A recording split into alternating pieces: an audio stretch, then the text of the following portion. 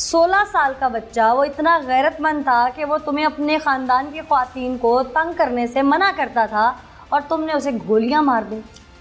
वो मुझे मना नहीं करता था, मैं उसे मना करना चाह रहा था। क्या? जो कि मुझे ज़ैनब ने बताया। ज़ैनब तुम्हारी क्या लगती थी? मेरी वो फ्रेंड थी। खाली फ्रेंड थी या मोहब्बत का मामला था? मोहब्बत का मामला। कितने अरसे से? तकरीबन 7 माह से। 7 माह से। जी बिल्कुल। कहाँ देखा था ज़ैनब को पहली दफ़ा? उसके घर के पास। किसी ताल्लुक़ से उससे सलाम दुआ हुई थी? जी बिल्कुल। किस ताल्लुक़? दोस्त के पास जाता रहा हूँ। अच्छा, जी फिर नंबर एक्सचेंज हुआ? जी बिल्कुल। कैसे?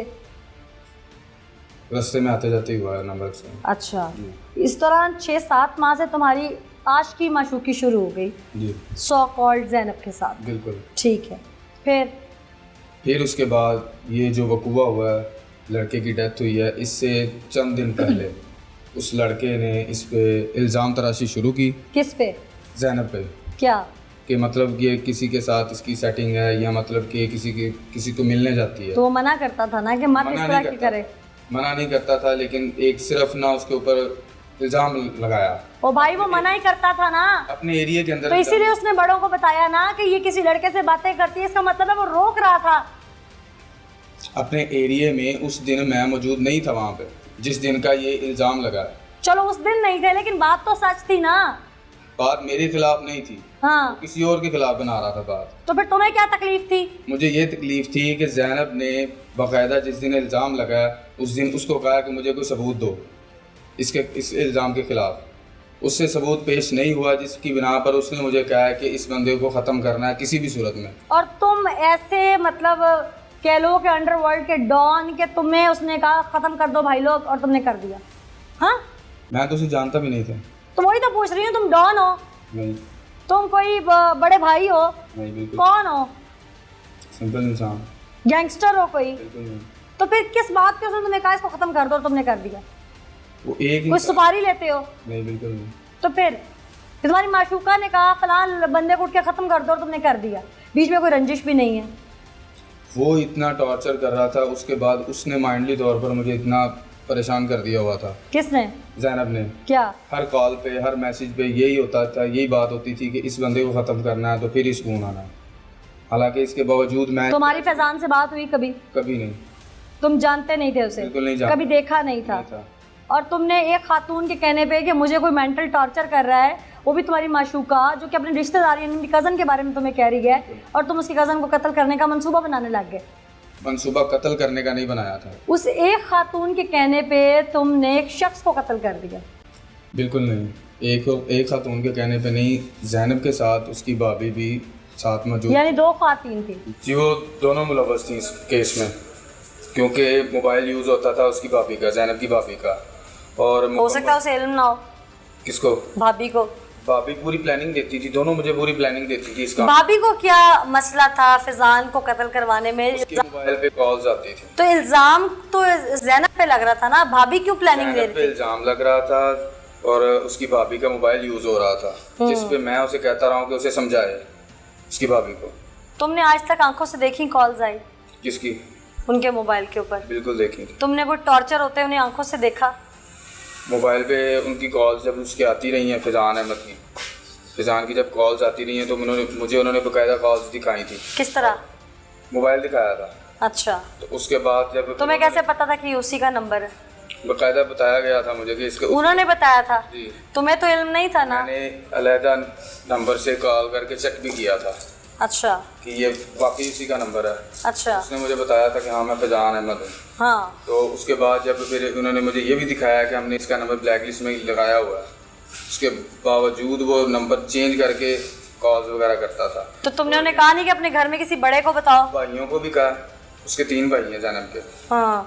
उन तीनों को कहा है, वकार, निसार और इब्रार। उन तीनों का मैंने कहा है कि इन तीनों को बताओ, ये तुम्हारे भाई हैं, ये बेहतर हल निकालेंगे। उसके बावजूद जब इनसे मसला नहीं हल होगा, फिर इसके बाद हैं तुम्हारे वालिद साहब जो बड़े हैं घर में, उनको बताओ ताकि वो बड़ों से उन्होंने बताया? बिल्कुल नहीं।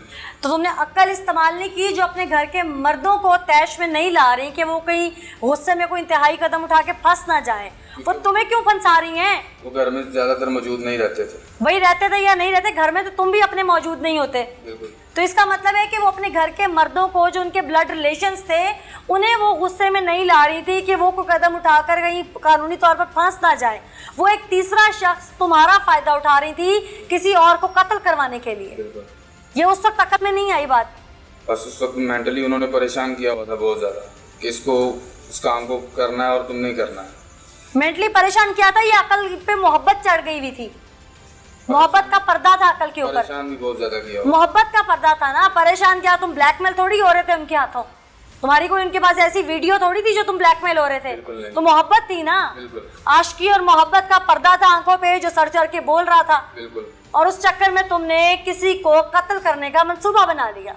मंसूबा बनाने वाला मैं नहीं, मंसूबा बनाने वाली ये दोनों थी, ज़ैनब और उसकी भाभी नाहीद अख्तर। तुम बार बार उस पर इल्जाम लगा रहे हो कि ज़ैनब ने तुम्हें फोर्स करके मंसूबा बना के दिया।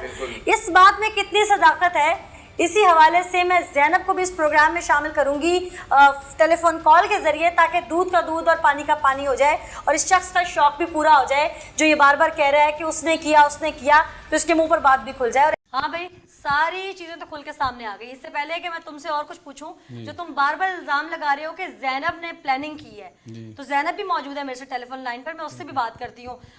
अस्सलाम वालेकुम। वालेकुम अस्सलाम। आप ज़ैनब बात कर रही हैं? जी मैम, मैं ज़ैनब, मैं अनीला ज़का बात कर रही हूँ, प्रोग्राम पुकार की एंकर पर्सन। मेरे साथ इस वक्त वो कातिल भी मौजूद है, जुनैद नामी। उसका कहना है कि सारे कत्ल की मास्टरमाइंड आप हैं। नो मैम, मैं इस कत्ल की मास्टरमाइंड नहीं। उसका कहना है कि फैजान आपको तंग करता था और आप इसको मेंटल टॉर्चर करती थी कि मैं तुम्हारी महबूबा हूँ, मुझे कोई लड़का तंग कर रहा है और तुम उसे जान से नहीं मार सकते। इसके बहकावे में आके यहाँ तक कि इसका कहना है कि शायद असलहा भी आपने प्रोवाइड करवाना था लेकिन फिर आपने नहीं करवाया। नो मैम, ये सब झूठ है। ये इसने खुद ही मारा, उल्टा इसने मुझे ही ब्लैकमेल किया हुआ था। पिक्चर और वीडियो के मामले में टॉर्चर किया था कि मैं तुम्हारी पिक्चर और वीडियो वायरल कर दूंगा, तुमने किसी को नहीं बताना कि मैंने ऐसे कुछ करना है। ना ही मुझे पता था इसने उसे मारना है या उसका कत्ल करना था, ये इसने खुद किया है। ऐसी कौन सी वीडियोस और पिक्चर्स थी जिस पे ये ब्लैकमेल कर रहा था? कोई आपका पहले इसके साथ अफेयर था या दोस्ती थी? मैम, ये इस बात का इनको ही पता है, इसने मुझे ब्लैकमेल किया नहीं, था। आप पहले पसंद करती थी इसको और बाद में आपका इससे ताल्लुक खत्म हो गया था? जी मैम। और उसके बाद आपकी कोई उस दौरान कोई तस्वीर थी इसके पास? जी। और उस पे ये ब्लैकमेल कर रहा था आपको? जी। फिर वो कहता है कि आखिरी दिन तक आपके भाभी के नंबर से मुझे प्लानिंग की कॉल्स आती रही और मुझे बताया जाता रहा कि अब ये हो रहा है, ये हो रहा है। मैं तो फैजान नाम के लड़के को जानता भी नहीं था। आपने उसकी तस्वीर, उसका फ़ोन नंबर और उसकी सारी डिटेल्स, यहाँ तक कि उसकी दुकान का एड्रेस भी प्रोवाइड किया। नो मैम, मैंने कुछ भी उसको कोई भी एड्रेस नहीं दिया। जो कुछ भी किया है इसने खुद ही किया है। इसने ऐसा क्यों किया है? मुझे पता था ना, मैंने इसे कोई प्लानिंग के बारे में बताया। ज़ैनब, इसने ऐसा क्यों किया है? क्या वजह थी ऐसी? मैम, ये वजह इसको ही पता होगी जिसने कत्ल किया। ना मैंने कत्ल करवाया है ना मुझे पता। आखिर कुछ तो आप समझती हैं ना, आपका फैजान से रिश्ता होने जा रहा था जो इसको मंजूर नहीं था। क्या मामला था? मैम, ये कत्ल नहीं करवाया मैंने। नाम मैं पूछ रही हूँ कि आपका फैजान से कोई रिश्ता होने जा रहा था, कोई मंगनी होने वाली थी, आपके घर वाले कोई रिश्ता करना चाहते थे जो इसने उसको कत्ल किया। मामला क्या था? हेलो जी। जी ज़ैनब, आप फैजान को पसंद करने लग गई थी? थोड़ा थोड़ा था मैम, लेकिन इतना ज्यादा नहीं। और ये चीज़ इससे बर्दाश्त नहीं हो रही थी?